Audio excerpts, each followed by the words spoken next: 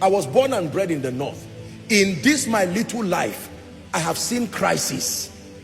In this my little life, I've seen the persecution of Christians. In this my little life, I've seen dead bodies that were torn apart with babies inside. In this my little life, I've seen people who worship God and they don't know if they will be there by next week. That is faith. I thank God that he started with me from the north. I've seen all kinds of things. All kinds of things. If I tell you I love Jesus, believe me. Let me tell you this. I'm a young man, but I have been privileged to be around a few crises, including post-election violence. When the violence happened in Jos, I was there. I was in town. There were a few uprisings that have happened in Zaria. I was there. There was a time at the height of what Boko Haram was doing in Maiduguri. I went to minister for NCCF. I was about to come and take a flight from Zaria to Abuja. True story. And then they canceled the flight. Then I think it was an airline called well, I won't mention the name. They're no longer in existence now. But then they were there. I remember the driver, I asked him, I said, can you go to Maiduguri? Because the believers were happy. Nobody was going there for justifiable reason. I mean, you could die. And I told them, I said, I'm coming. It was the NCCF that time. I said, I will come. I told the man, I said, can you take me by road? He told me how much I will pay. I said, let's go. I passed Kano. It was less than 1 hour when there was a bomb blast. And I didn't stop the journey. We went to a place called Potiskum. And there they had closed because the military were protecting those areas. I'm not saying that to command sympathy. I'm saying somewhere in the journey of your life, you will be faced with a situation where you will choose between Jesus and this life.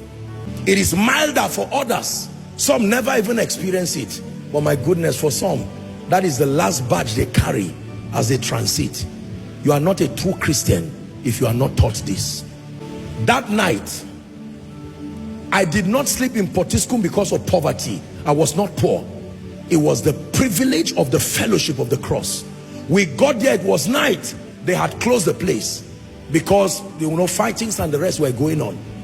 And I remember sleeping, that mosquitoes and everything, there were piles of cars. And I remember a joy welled up in my spirit later in the night. I said, I'm doing this for your glory, with all honor, with all honor, with all honor.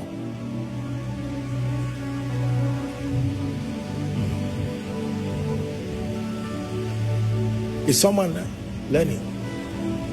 I have decided to follow Jesus. I have decided, old song, but very powerful. I have decided to follow Jesus. No turning back, no turning back. I have decided to live for Jesus.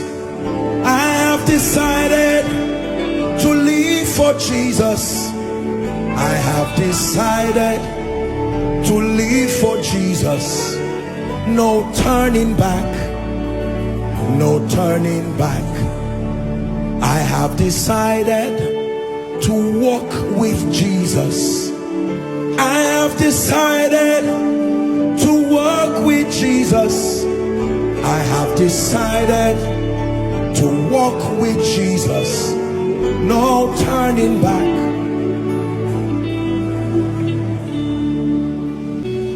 It's not a song, it's a declaration. I hear there are many people who sing this song now.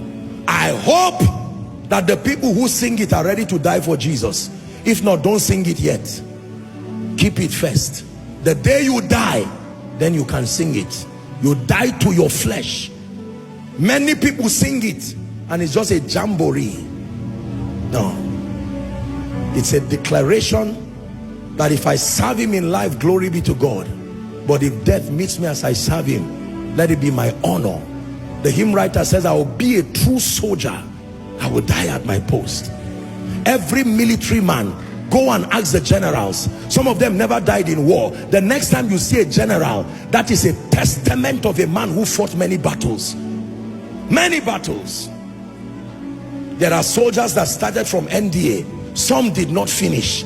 They died on the way. One time I went to Zaria, and some of the soldiers that are around when we go, I went one time and I didn't see one of them again. And I was asking the friends, I said, where is this other person? And they all looked at one another and they said, he's gone. They went for an operation and they did not make it. The same way it is in the military. Some die in battle, others survive, but they carry injuries.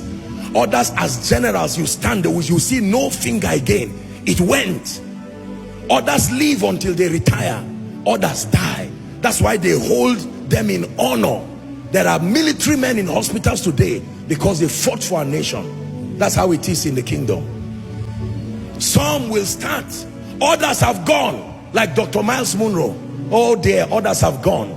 Some finished, some in active battle, because those who should support them were busy wasting their time, showing success and competing.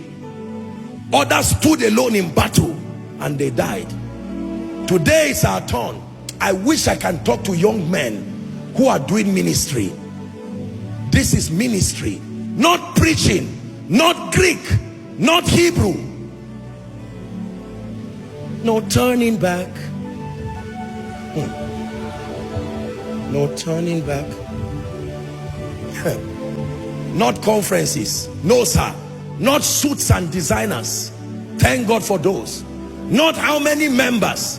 Not just flying private jets. No. To die. I thank God that he started with me from the north.